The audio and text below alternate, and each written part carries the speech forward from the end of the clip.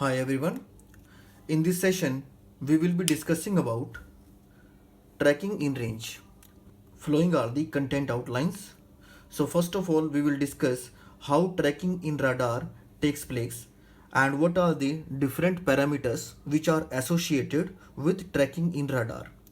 Then we will discuss tracking in range. Next outline is working of a range tracker, and then we will understand how the process takes place by using a split gate system. So let us start our today's topic, tracking in range. So in the previous session, I explained you that how a range tracker works. For example, we have a radar system and our function of this radar is to detect a target and then track it. So there is a target present. So the radar will transmit electromagnetic pulses in the direction of that target. Some of the electromagnetic pulses will be reflected back from that target towards the radar. Radar receiver will receive these electromagnetic pulses, and depending upon the time taken by the waves and velocity of the electromagnetic pulses, the estimate of range will be made. Range here means the distance at which that target is placed. Now, if the target is moving, it is changing its location in time. So the function of tracker will be to find out the next position of this target. So this is how tracking in radar takes place. So as far as tracking in range is concerned,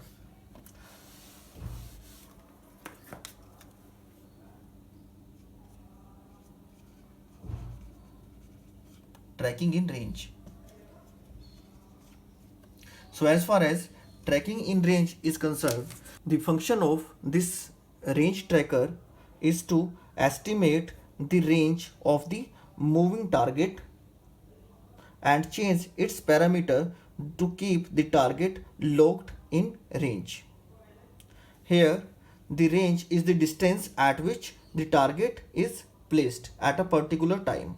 So the target will be moving, then range will also increasing or decreasing depending upon the target is moving away from the radar or it is coming towards the radar.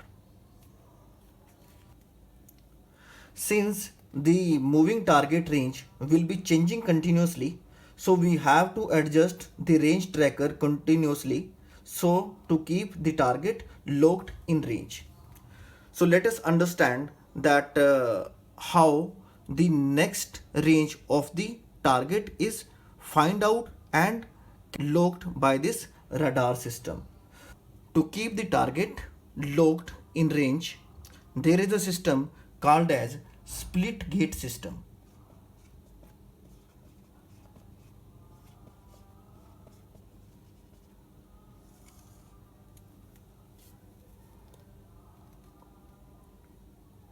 Which is used in range trackers. So there are two gates in this system. One gate is called as early gate and another gate is called as late gate. Let us understand how this split gate system works. Now, when an echo pulse is received by a radar receiver, then for example this is that echo pulse, then the duration of this echo pulse starts from here and it ends at here. Then depending upon the starting point and end point of this echo signal, a range gate is decided like this. The range gate will have two parts. One is called early gate and one is called late gate.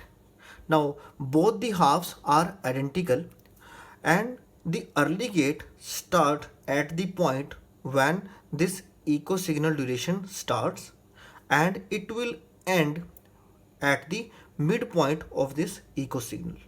Then late gate will start at the midpoint of this echo signal and it will end at the end point of this echo signal. Now I have shown this early gate over here, like you can see it here, and this one is the late gate. Now understand one thing, that early gate will produce a positive voltage output, but late gate will produce a negative voltage output. In these two diagrams, response of early gate and late gate has been shown. So because we have selected this main gate range in accordance with the range of this echo signal. So when this same echo signal with at same duration will be received by this radar system, then that will get fit into this main range gate system. Okay, it means that exact half portion of this echo signal will overlap with the early gate and next half portion of this echo signal will overlap with the late gate. So because of this, the early gate response will be this one and late gate response will be this one. Okay, so the output of this early gate and this late gate are subtracted and the difference signal is fed to an integrator to generate the error signal. If both the gate are placed properly in time, then the integrator output will be 0. And when the gates are not timed properly, then there will be a non-zero output from the integrator, which will indicate a error signal. It will indicate that the gate must be moved in time either in left direction or in right direction depending upon the sign of integrator output.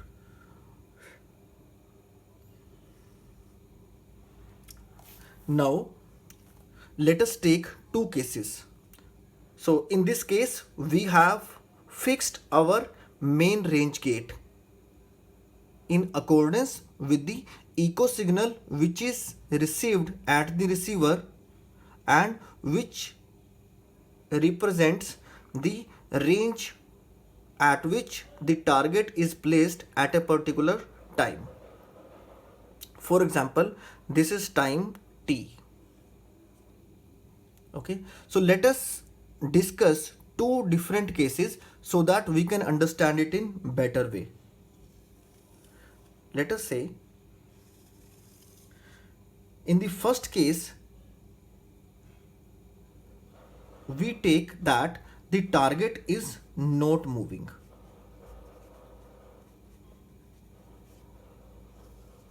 If the target is not moving, then again the echo pulse which will be received by the radar receiver, the time will be same as compared to last echo pulse which was received, because distance is same.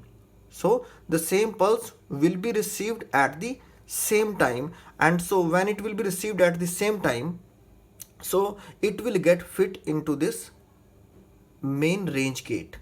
Okay, and because of which the error signal will be 0.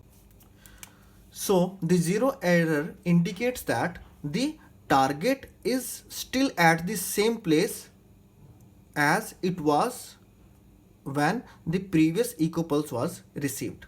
So we do not require to shift our main range gate, and there will be no shifting. So it means that there is no increase or decrease in the range of that target. Okay, so let us now discuss if the target is moving, and let us assume the target is moving in a direction that it is going away from the radar. So for example, the target has moved by 100 meter at time t1.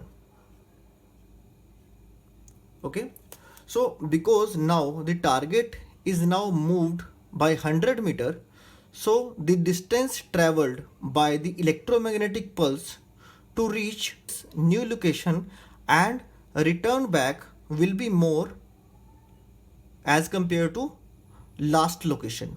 Okay, so if distance is more, than time taken by the wave to go to new location and come back will also be more.